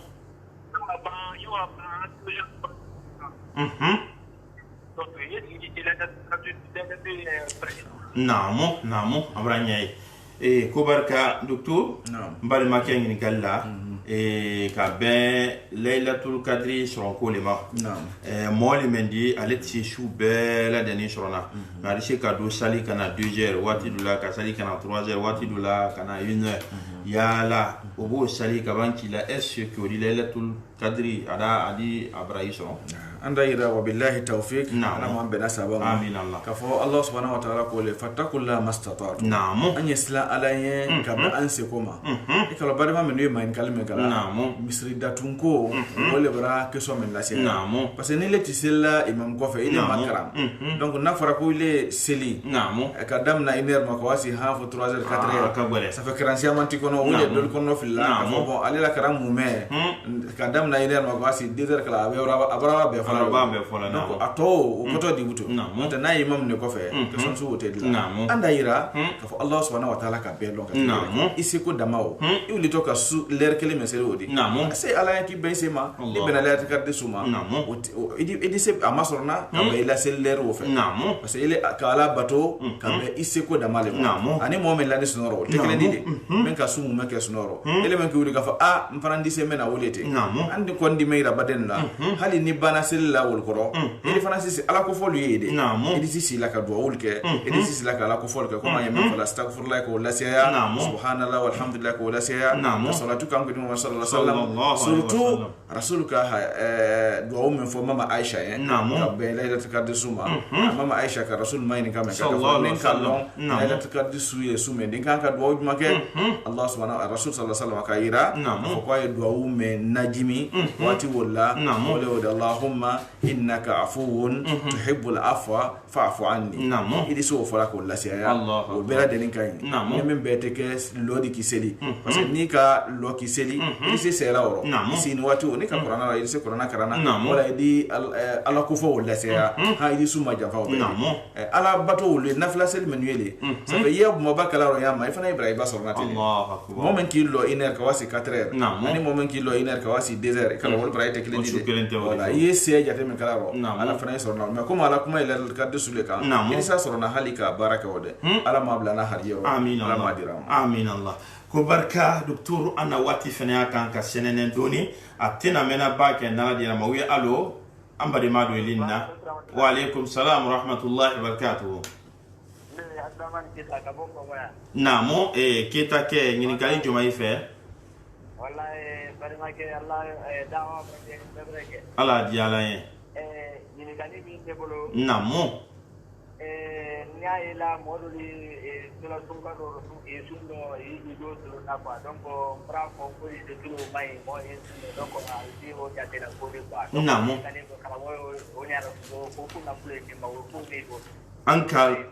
ko barka kitake ankalo kitake nasane tin kado ana emission ndo sino docteur Suleiman Sidibe atumra kuna fulim bata kadio ko kan rekala wala nya bela den kan minya irakala ka foko vraiment ni mo boole mo tu ya dike sababudi adina ko bere la shime dinina sali bela den ko ni ala dina mani ki ko she ko na emission mi ayekela Facebook kan ni donda Facebook kan bonera fm jine.com ida masroy anda bade magbreta inshallah taala allo oui wa alaikum salam wa rahmatullahi wa barakatuh ito di na ikili kalamini to le haja mariama jan na mo ijane in kali juma ifenna in kali mente turo sali kwa na mo come sultan sali la bandi come anto wala mi sila sura jamba unu makusang wala memba da minanyebana 2h30, 2h40, 2h50. Sura men bandia diso kutola ata. Namo. Ko barka docteur do jibi nya fene sino fene tumbra jibi medi tolo malo ankalo al nasani tiya karado dala kalba be bonema docteur anna muso yingini kalila hal bisa parce que yingini kalila le nafa ka bomba ya nya le watili rotia mo menyi ale masura siaman long comme ka fo nyama na ka fo kay min lo na bulu ayo be kran sai ala teler kelen so bon o kon da flibra kali la ko shebe yala adunya fe ka salihan ler min ka sali kan kabla ler mina yala min nen lo na bulu da ri kala sali be ke wodi wa walma ubada romen wa adan sura Abu Darda namo amba musola kuma namo abra hakilla wa ko le fe aya la tala ala mana misir dalaka amin allah ala ma jankaro jumena willa ka bo jamana kono ka bo dunya kono amin allah silama siyama nete menu jusu tronal kono ma bamso ibana na krosi ça fallait c'est la bana wati mena wati toy to la sungaro to la banko alu to la nyako fo 4 heures na wadi wasuro ya suro tudu domna amena fora kule kile ni sella ele wada désert lekel akoma to wodi dimisan ne woira ça fait yi to no ila kaira e ayaro me itisi donc ala kuma bra wala ala fanyana ka fo Allah subhanahu wa ta'ala mo fo sera ko itisi mena ni bana suratu fatiha karana wole seli simbadi ni bana karana to susu baso na yenyo ko karana ido kran fakra ma tayassara min alquran aka wala fa ila la suratu fatiha ko fe ka kul huwa allah lo o kran kula uzu birabi nasi ka wala lo o kran ile ka ina ta ina ka lo o kran ina anzalna fi lailatul qadri ka wala lo même baso na ye ala te mo fo sera fe na itisi mena ika men long men beni bulo ifandi se wole fala yo ke ha fo iseko dama ibasi alhamdulillah basi faranti la selo andi menira bade mamsola fa islam kan o kan continue ka suseli usala budarda suseli nanka lonko ko men suseli ro wallahi antin tulala rasul sallallahu alaihi wasallam ya hadisa wala tulmalla di haketo rasul sallallahu alaihi wasallam ko argine bondo yi ko moye tula ko nole ka ko kan ko yi edi to ko kan ka kono ko faraye classique bonso do le argine ko fanaye argine a étape do le fanaye iya kono fenfe ya ko kaida be ifana maka ko kaida kono ko be o kame keni ça fait bon sabalu ça fait ay messi mas ima kuna auto fe sabatia do ka rasul sallallahu alaihi wasallam be o ba fo ko be ni ya ka be ya fe ka osro rasul ko don do bosu burku man don toy rasul ko sallallahu alaihi wasallam ko burku saba men do bo men kono ala mamla ra burku amin allah rasul ko burku folama liman ataba al kalam ne momen kera kuma kan nyuma foladi kuma kan duma e bola momen da ile ya brebre le fola Allah subhanahu wa ta'ala ko qulu linnasi husna ko kan kuma kan nyuma le fola ko salama man kan ditula kuma kan e ba ke men fola we ka brebre da nyuma di kuma kan nyuma fola wolu kuma kan duma fola wolu rasul ko ma foka wuya fode kuma kan duma la adama de no haklisi kuma brebre faluyen to kuma kan duma rasul ko guru ko flan fola mana wodi aflana liman at'ama ta'am ne momen ka molla domunis ka adama denu kana boka suman dalma ka wasmano tala molla sultoye sunkaro benate momen yake bena ma mola domini domini e mo moira akala yallo ka fako here bal mo kuna di balati burku flana ne wodi momen ne molla domina so ka molla domini so slamalu ko ye burku flana di asabana liman bata man bata qa'iman wa nasu niya Allah ay wo lewati kone mo men sira ale loni ay selila ay ala ko fola ay ala tarala mol lani snor wati mena smo diane moluro mol yo corona la wati mena ale loni ay Allah subhanahu wa ta'ala batola seli boloma ko fana burku sabana wode Allah donc mo men yesu seli kala la la fikade suyete ka bara few yallo ka fako bunsu wo yima corona arina ibo long samu me idi so su client bi ka su mu me da beke wala ko yebo men so Allah ala mam dara burku donc ambani mamso foko wala la kuma na fa isebe do atawo aseko damawo asite wala few ay ala bato kete ala mana misrul dara amin Allah alelodi ambani mala men nalu al tolomoloni radio Bonheur FM nela al Diana radio aymi masonna 101.4 la e ambani madu yanko alo assalamu alaykum wa alaykum assalam wa rahmatullahi wa barakatuh faytori killi kalami ici c'est yimba ka bela de foanye ka so ko la woleldi ngin kali juma ife ili kelen fo ka mo soro mo men yan ko kasia ka e ko ma kwa ne muso ni ke brabe e jida ta ko ma brabe kala ta yama namo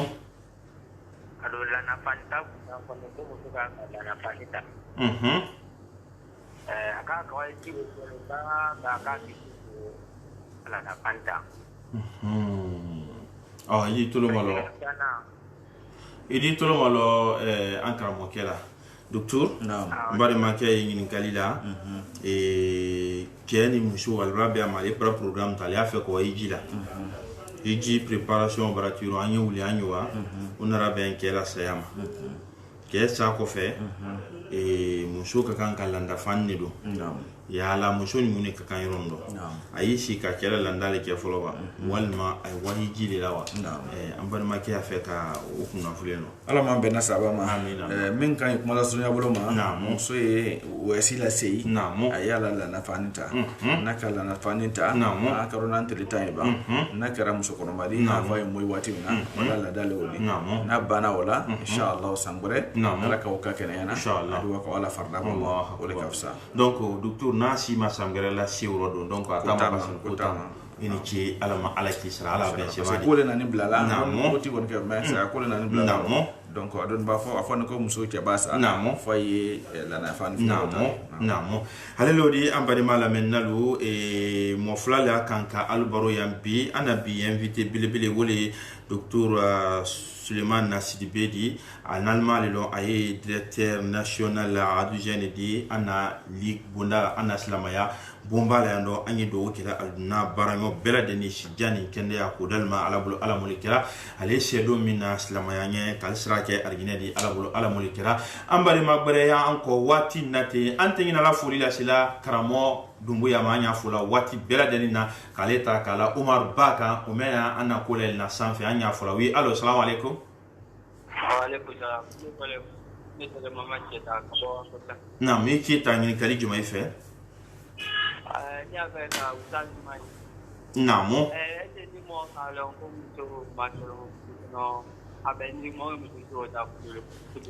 Ibrahim muso ko Ibrahim muso asoronte furu kono yen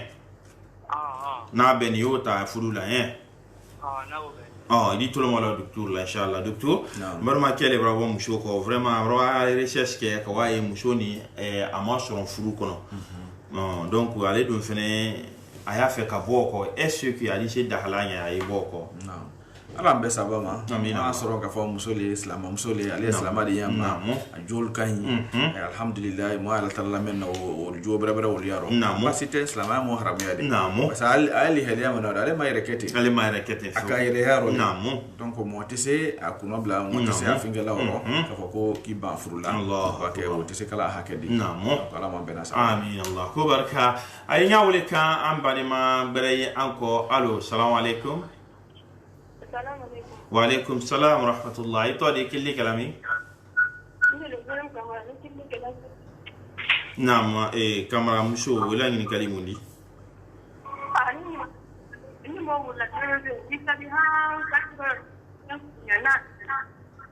أم نانيا ألو أها نيمو وليرا كيسالي han katre ada ko she ya rangini kalima allo assalamu alaikum warahmatullahi wa alaikum assalam warahmatullahi wabarakatuh to de killi kalami kisa la ko tani Abdurrahman ka boko bana namo bon ni kali kele ne mbura nya pe ga obla kamo ke pro langini kalu fo ba de muso joni de bi mola mararo kwa me idente donc ne sungaro dunna nya yala kudu go wati barate donc ka akan ikan ka kudu go adini muso albe ka aidilu wa manya na be ko kuna flo ro kamo ke dine ayile la mararo nye ende la mararo donc yala ka ala kudu ma o ka wal ma kan ka ma donc nya be ka kuna flo ro kamo ke awa idi to lo malo alayhi salatu docteur ambani makengi ni kalila yala min jami bola ako yala den ya le bolo ma ko na le bolo la mararo ma dinte yala na bo wati brashi est-ce que abata bo dije gadne o tabo ala man bena sabama amin Allah na manda fo baden ya ka fa kan kala mini jabo fem fe moso su na ila marako ile la balola ne mini jabo kase ida small bela denima fona soro ka fo desay kandoni jama brasia ya itisa beta bola donc idi afala maka fo ka priorité di ida dam na yirema muso idenu ha ka wasila maramolma na wara deseme ma wara desewo maka be ila buluko ma ne ila maramo men dul frankaray parce que ila ludul masan dem sen kamre sen de lui ul disal tabala yire na wol ko kay day tabo basite wol day tabo ou bien din me bulala molu mo tille ya fa boko alu bra o taboy basite wala mais ile men bulu e kan kala muri jan sama ko barka inike ali sala docteur hal bisa an bade mala men nalu walni radio bonheur fm ni ñombolo am bari magbere yanko allo assalamu alaikum wa alaikum salam fay todi killi kalami mba jawleri ka boson konya namo ni kali juma yoro afeka kalkeli ni ke mo di tonyosa ikele ka dajila kama sunkaro me autu murajibi medito lo malo docteur la inshallah taala e docteur e ambari ma bra ni kali ke mo me ale mo tonyola adi ban fa yi tonyola yi bana fenen ka da fenen tela ile ni mun ka kan ka o tila moma ala man bena sabama amin allah wallahi ko mbadima kayra ma ko sunkaro mena ikan ko kedi namo occasion bale ko ni wori arabul kama ko fursa saniha we wati brebrele di sunkaro me treti bale di anka kan ka tonobo mena namo ele ni mun kan ka wawotima wole nyuma yadi na le bra juman loima abri toyon sunte robe wa dama ba allah akbar ustaz namo mobri le toyon miriya nyuma tala ka waima ele wo sunte ke ka wadama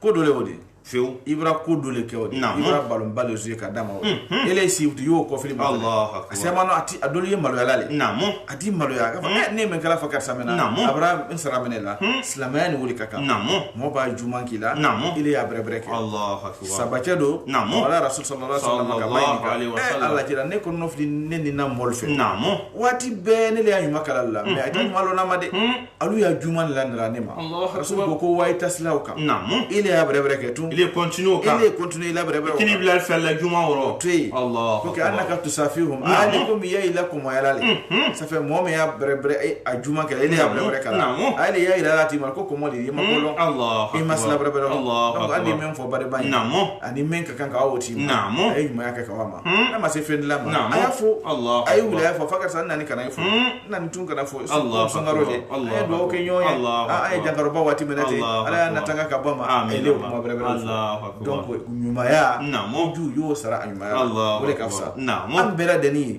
fa ye sundomba ay sosele keba abe muneda andi mu kafar le ay bilum kafar le an yala tala ko ay jafa namo an adama de nyo bansan wote namo ma jafa nyoma to di allah akbar an ko ko la jafa ma an bansan wote namo to bondala ka allah akbar docteur la kuma la tiere hali ki kan kuma kan no se ko na aisha atrangi nala kila fa kuma gi fo ko allahumma innaka afuwun tuhibbul afwa ile jafangi na docteur fenen kan ka jafa ko barka hal bi sambari mala men nalo ali se ka woleli ke ambari mabare ko allo assalamu alaikum wa alaikum salam mfa ile fenen to de killi kala fmi nambay faro namo min kali juma ife exemple ay intérieur la quoi namo mo de bo wati bara de yalla yi ko musu ta ko comme ni musu ko na mete musu ta ko ko barka to le malo docteur Suleiman Sidibé la nala dina madina fam yolo soro la docteur Suleiman na ambare ma ke ngini kalila yala ale fourmuso min ya kun wote a fait qu'on a créé intérieur la yala est-ce que ado musole a fait kala mini jabo est-ce que docteur ali se kala mini jabo non ala wambe na saba amin anda foka fo ile ani ademba ya bela muni jale me ifeba me yoreba dabo non ma fo na musole ka fo nche ne yoro faka sama noti brana ni branta suma o be branta boya basite wala no make ale kan ka bebo nam kubaka docteur yondo ya no ni profiter ki meninka kuma nya mena molla dulda fo ay bo wodiliro yala ay bo shumaliro docteur andi se kan waso do mundo wala nan ka ba fla be robe kay anda fo ka fo don lalu jumhurul ulama rasul sallallahu alaihi wasallam ka mayira rasul la boli tre kala sumane allah akbar ka muni ja sumane namo me imam abu hanifa wole nara wor ko bla namo ale to ko mazhabu rai ale ko adise bola na follo parce que ko ala wulini mun ale ka mun ma fene ko foni ne mini jama ko ka misikinalu agno ko mani so ko ka la alu safa lawasa ay dalike selon ni ka wori takadimo ani yesu man takadama ko wori woro fin badia diana fino do wasa mais ni ka sumandama ma danto wole ma utina sala peut-être diana fin na ka sumoro ko kon ka wole fa tamri miriala Namo. men kafsa Namo. rasul sallallahu Sallallahu alaihi alaihi wasallam. wole anya bo Namo. sumano Allah mais akbar. ni men ka bo wori ro Namo. fanante banaro Namo. fananta fara ka fo haram ya Namo. ma haram ya Namo. ida e jamana doluka Namo. so kiso nara mamba de ma dolu yo ko kan ko ko lu yiro meno Namo. moti sumam na lay iba sumam kisel sanka wali Namo. de mo so fona bana tiara mais di mo so ron o di mema Namo. donc woni hali asul Namo. ko so ahyana lon la so yali Namo. ahyana tono e kala Namo. parce que ida fo yoro do ma ko do te ben mais abana yoro do abana wati do la Namo. se ben ay Kubarka. donc wo jate wo Eniche halbisa docteur yoro kelen no ani profiter ambari mamini ko kan le kili kala kashaya yala alulte islama sorona yala lamini jata kadi momema est-ce que le wodi la na Afrique ya do docteur wodi se bena wo dise bena namo même beni ka fo yesu ndo la yoro meno Namo. ila mini jaboy Namo. mais ne mo masro Namo. wala mo menu yi bela deni si a bela deni Namo. mo tini bla la finga wol Namo. e disa déplacer là Namo. wadi yoro Namo. mo mul seni yoro Namo. wol disa dise ko barka docteur Suleiman Sidibe ambra famu yal basroro halbisa ambari ma do fana yanko allo assalamu alaikum Alaikum salam wa rahmatullah. Mfai. It. Et toi du fera kili kala mini namo yin kali joma ifesine Kabe kikuma toujours ni elega ejila utawoli so. Ina ba ya kwa mwa ejila kwa. namo Ile me wala ba Ronaldo la wala du Brandi jima. eniche ko barka ila ni kali ni akai abeni ko shabe wa alaikum assalam wa rahmatullahi wa barakatuh hal bisa docteur ambari ma kay ni kali kala ka be hiji ta fan felalima yala ale bura wodi suro wodi ni abena kelim pesala hiji walilima adonna ya faye frafina iba fo kibro hiji la ina ye fa ya kuma kashia yala islamaya ka mun fo docteur yala ale kan ka waba wal ma ale to ya anna la wal ma ana to ya afala wa ni munika ka ya fe ka fo mi ali suro lo ala man bena sabu amin allah islamaya ka men fo Namo. wala ile men kan nan fulu soro ile yere wa Allah akbar. islamaya ka wala fo Namo. nan ko ngwan islamaya la sila de fo islamaya la miriya de fo Namo. wo wole di islamaya ka Namo. men fo ile men kan nan fulu soro Namo. ile kan ka wa ile kan ka wa ko me ka yamma ka banna jamana silma kutilma nama ke falni naldi men karani Namo. men ka dina famya o tena wo yayi altena nyela fo e ne men ki soro Namo. la boro ile wa hijila kan neto ya Namo. ma mandi fo ko Namo. so molu Namo. ka ko nayewa Namo. fafana yewa Namo. do do wuke sama fana insha Allah Namo. ala hadiye to foli Namo. islamata bulu ma men ko Namo. ne beni ile men kan folo yini Namo. ile rewa ko barka bani fata o bona la ya yira mo sama na ya Namo. ay dise mo bijiri kala wala Namo. hijila anu resini ko ma prefo Namo. wala ale ma finge hijila Namo. ko jubale di we ko jubale di ile ila mol bera waka hijila Namo. ile rebusini la hilitini ala wote Allah donc akbar. iba sa bulu ma Namo. da siti bulal kamalo sini ka fo ala yen ala be sima dama ko barka ambani magre friendly na allo assalamu alaikum Alaikum salam wa rahmatullah. aha mfa ito de kili kelami Kuto dra mi tuli kala anta ni fe. na mu nyini kali joma ife elaj drame ka bo antala Ni gani fe kan mo. Ya fe ko ni ko men. mo geneba na mo Halu mo ba ke ja ba ko la yi bi soldado. Imani ko li bram bla soldado. Non iko li bla siono. na mo Ni ko dia. Ya da na iko fulo ma ide ida da na jamba ko li ma fulo. aha idi tolo malo docteur la adi kuna fulenta kadima docteur Suleiman Sidibe am barima ke ngini kali kala kabo antala ko yala afe kalon min beni genaba ko ta fanfelama surda la bolotin ji koli ji la bolotin e alebra ere soro nyen kono yala aya koli foloba o ko fa ala ban genaba ko ma walma ilo nyen genaba ko mbaba nyen ko docteur kaya fe ye o kuna fulenda ala man bena sabu amin allah men kafsa c'est ayoro menodi namo ko li flali abu namo men wajibi di woni jena ba ko di Allah adam na jena ba namo parce que woni safna jite bene Namo. ka fo woli se nyom namo adi jena ba ko few ko ka ka fo yam Namo. na bana wala butu na kara jido wala bala Namo. woli bolo ma ko ma ya fe yam namo ado kete ko barka so wajibi o boyma wala barakatimi ko barka ko barka docteur hal bisa ambade malo anya wati ya kankawa alni radio bonere fm ni ngombolo micro la alfa masare abu darda woli ya kankana mo bama ni kana yi docteur Suleiman Sidibe di ngini kali lo ay woleli ke ngini kali mini ya fe ayalla ngini kalil di ana wati ya kan san minti tan dolu shi inshallah andi bon yomulo ambari mabreli na allo assalamu alaikum wa alaikum salam mfa ile to di killi kala ka bomi ima bo radio la doni usai silibe la na fa kan kali men ke yesu no folo ya ka waje de ka ti adoni doli la namo de ro se man no bo mun ko ndo brasil ko binaradi ala ko sheba den kasia ko den kasia allo doli ko ka namo bon ayo mun ko ndo brasil ko e kala ando juman nadi iri tolo mala docteur la inshallah taala dina kuna fulenta kadima okuka alhamdulillah andi mayra bare mala kabra ke jumaniyate islama dina rodi islama ka fo kamara le ndi wotaro islama ya kitina ni bere kam ne mure suma mrase de doliye jamana kono do ko kan an ka fo kan ka bera den tale suma ya bera den na muri do suma allah subhanahu wa ta'ala ka men ni fe ore mais na be se makiye se bakiye menu yeya idi wolta suma ko kamol asiama no anta jatero de men bra ko kan te kala din dibutu few o le kala mo men sibra wanya asiama no wol fanante bali mure ayla mure kilin usman do li ayla samra per kilin so ka mo gatimi few mure finga few ko boloma so fara wol ya ka fo hadi bi yere robba wala ele fa ka fo bon vraiment ay ko yamma to kul bente misal bela mude suma donc al fana ay fana yemma de mo ay raka lo ko kamo siama le wala nala abra be jankaro ba wati mata donc ko kamolu mente wala nala la bu confiner bon ko donc ka lawli ka jankaro mena wala ka amin allah me fo bade ba ala te mo frase la ko te semena se ko dama adi semen tabala men setanye ala te nam nala wala ko barka docteur asumanya yala kilo gelle wal mani sansan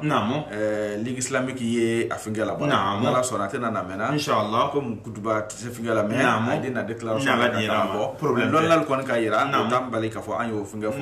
lon lal ka yira ka fo ko so me di woye mude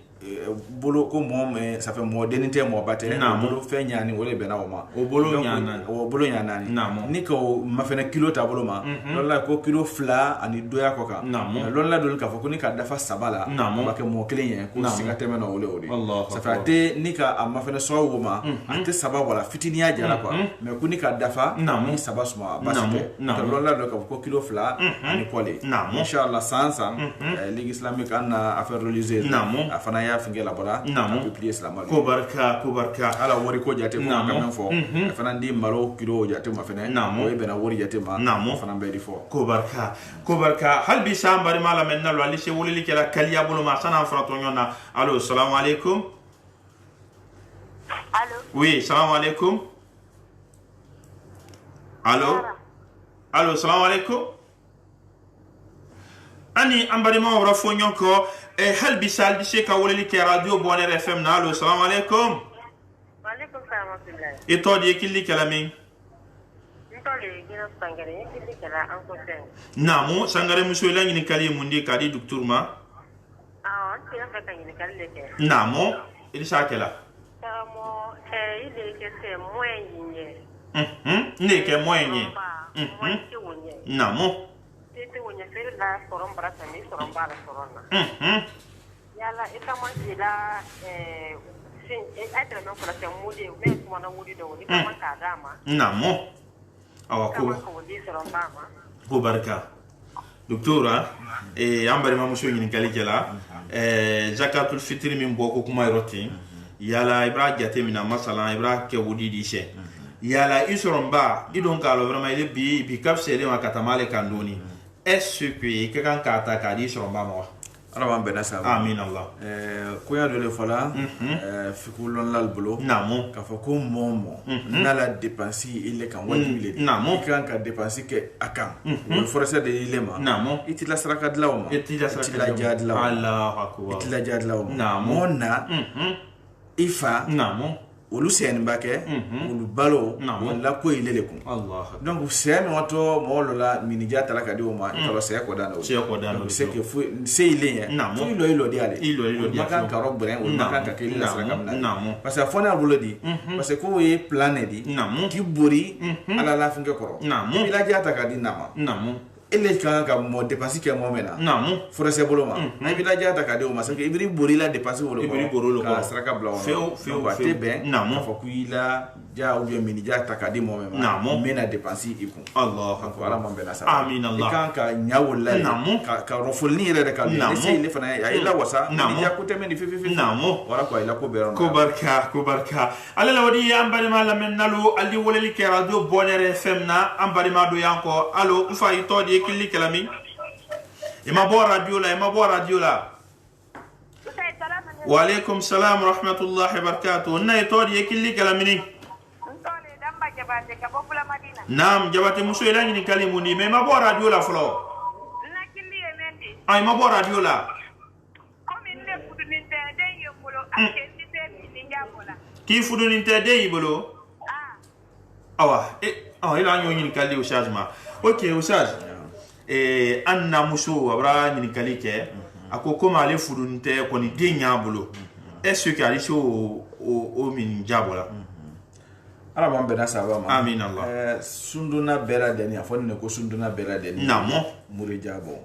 donc na so il était qui a parce que anya même fala comme que sans chambre timia namo l'utile ou le concerné namo ya le fenga ke na so ile mo muso men che brasa o wala ila furu brasa namo e kan kitabo e men fana ibole e o ta fana na se ko ni namo a bera deni ese ko na se yen kitabo e di den ta fana namo saratite ko fuye ke furu chele ko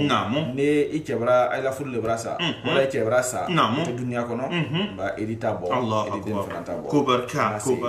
kubarka alelo di ambari mala mennalu alni radio Bonheur FM de Nyombolo et anabi invité docteur Suleiman Sidibé alele ya kan kanyin kali bela denike anye bi radio Bonheur FM na min ya kan ka manyin ka wole Alpha Mansare Abu Darda technique ta fanfelaro oye ambari makele di El Azza Kramo Dumbuya ambari magbare yanko wati nali nalo assalamu alaikum allo Kramo naam assalamu alaikum emanya nde mafudu le ko la ko ni mara den ko ni wole mani ndi tabola amranye fudio soro ni furu le kono ba ma soro furu kono docteur halbisa amala naka question nye ala kuma mina ma furu folo le fio ala ma furu folo ne ben fo kuma la so ma furu folo fio ma ko na den soro oui den soro ko bon ante fingala o mais kala ko mo ma furu ba den soro ti mo jatelo mais ala sa real domaine na bra sundo o ba ke akakan ka modesmo de men fana odi do fana ta modesmo ado fana ta modesmo do o ti burale awanna le kuma lo di ha anyala trala ala ka ankli bredi ka banka fruke bredi ma halbisa ambari mala mennalu alianko radio Bonheur FM na allo salam alaikum allo oui allo salam alaikum wa alaikum salam ito di ekili kalami ne do le fetu tabo abo tela anko sankla na musako kela ni kalimu ni bi kadi docteur ma wala nye ni kalimu kala anko allo ana matakoro musumen tatandi namo amra ne ko la mate donc nen dole ka toli kaka ne ka kongo la mate mo meni atule aslamani ya ko mafala la inala namo OK kubarka docteur halbisa ambari make onala dira ma na ko shira ani continuer an la nyini kali wa amonya ya amo famo ambari magbare yanko wati nate allo oui salam alaikum oui ito di ekili kalami allo ito di ekili kalami nyini kali juma ife nyini kali docteur ma ya ve kan nyini kali ke mudi bonya de ma namo donc de musuba ke bolo altra brava ke bona jiro aha ini tolo mala docteur la ko barka ini ke ala mala kisra docteur na nimbela de nin tumbra jebi me ko me ambari ma don sanity ya ale de muso abra fudu abra wa kebra yala est-ce que adi ko ta bo wa alhamdulillah ala man bena saba amin allah ne muso bra wa furla butu namo la doni ya kele ko namo wala doni a kele ko namo abra ba sila kela atale bolo marakono butu namo le ka fo men yi bolo marakono ila demba ya lo ila albalola ya sumana ka ba wol namo me muso de muso men bra wa kebra wol kun ko tile ko barka faida anna mo talaban ona to kala mo krene do ko no banda antena mo shitala bara bela de ni wati de dia allo assalamu alaikum wa alaikum salam wa rahmatullahi adi mfaile to de killi kala mini ane de banda wole da ni ko za ko ngo namo saya men keni anta ko namo allo namo oh réseau bra ani ambare ma ofena fonyon ko faira killi bani no di killi bita braban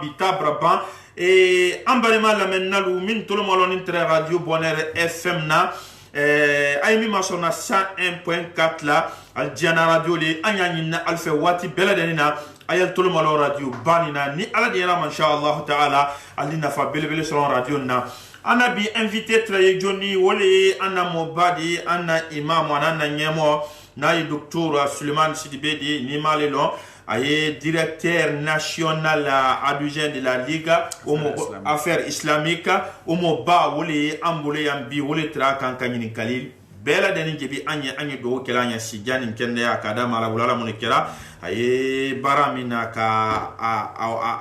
a sabatiro ala bulu ala munikera nyafeta kodi annama ala bulu ala munikera anina la numéro ta kadi la menaluma parce que encore le fois qu'il libère kala mais halni yante il y a fait kanyini kalibreke ya wole numéro damando nadro inshallah taala adi jebi wole 622 29 89 et 88 walma umatami ariba fena ya bolo 669 35 63 72 docteur Suleiman Sidibé la numéro lodi minge micro la naya kanka mayni ka wati bela denina wole dol doke dol dinke dol la grande alpha masare bela denia flamako Abu Darda technique ta fanfelaro wole antirike anamoba nay el aza kramo dumbuya de naye technicien waradi wole tunye ankan kuma kambla fonro kala se alma mo men fanya kan na film bela den filmer kala le net kan sa bunya bela den ndai mini tubabula mini ko ka ul bela den din na fasro ka so ke radio bonheur fm di otoko uma ba ana folisi la ofena ma wati natia docteur di do wuke andi o ke bitadi alhamdulillah rabbil alamin wa salatu wa salam ala sayyidil mursalin amra la tala in sun bale rotan jumalum bale rotan sun garo tana ban ro kala dinya kana do umna ala mawrika amin allah baraka do ala mawrika amin allah tala am berada ni hamini ko mena bi dunya be hamini ko mena wole jankaro ba me dunya kono be kala dinya kala wuli ala mawrika amin allah ala wuli ka banka ala mawrika amin allah se men manti ala na jankaro to ka wal basi ala ala mawrika amin allah kala dinya men brasa wa salam lo kala hina wala ala mawrika amin allah ko me mata na ala mawrika amin allah here ka di am ala mawrika amin allah Allah tala sungaro to min toni ko fe ka so ne ala mawrika amin allah baraka kam na ala mawrika amin allah na radio bonheur ti ala na barala lu ka sawati dal ala mawrika amin allah fi ala mawrika amin allah do me barato no me na islamaya mawra na fa me na se la gina kama anti ala kala dinya ko baraka la wanya fi ala mawrika amin allah Allah sabati ka nyonti ala gina ko ala mawrika amin allah islamaya wan ko ala mawrika amin allah al min fana yaseduna islamaya me na se la wati besini kana ka dal ala mawrika amin allah hajullanya ala mawrika amin allah sallallahu alaihi wasallam ko barka iniki ali sara ambassy anda fo wassalam salamu alaikum wa rahmatullahi wa barakatuhu.